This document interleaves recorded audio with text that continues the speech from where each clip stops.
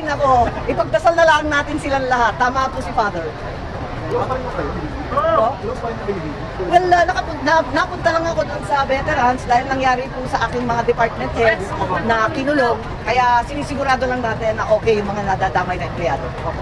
Thank you. Senator, ano po yung reaction niyo sa sinabi po ni VP Sara na mga pamilya daw po yung may takalado po ng pagkakatayin ni Aquino? Ay, ako, hindi muna ako nakikinig. Kaya nga, nagdeklara ako na nung una pa. Kasi alam ko na magkakabangayan ng ganito at talagang maghahagisan ng puti. Kaya noon pa, sabi ko na, nako, mag-independent ako, trabaho na lang.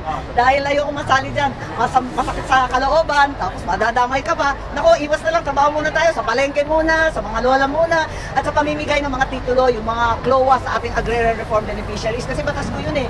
Kaya tuwan-tuwa ako, nabibigay natin yung mga titulo matapos ang 5 dekada mahigit ng land reform. Sa wakas, nabibigay na ng libre, wala ng utang, zero balance na ang ating mga sasaka.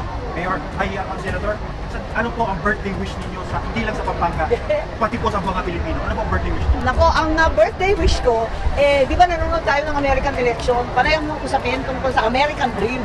Napaka-ambisyoso ng Amerikano. Talagang gusto nila sumikat, yumaman, maging celebrity. Iniisip ko, ano kaya yung pangarap ng Pilipino? Ang pangarap natin, napaka-simple, napaka-payak. Deserve natin makuha yung simple at payak na pangarap na yan, na busog lahat ng pamilya, makatapos yung anak, at may bahay kahit paano. Deserve naman natin talaga ang napaka-simple na pangangailangan at mithiin ng bawat Pilipino. So tuloy-tuloy, deserve natin, the service. Ayun. Senator, ano po ang tingin niyo dun sa pending impeachment po kay Sara?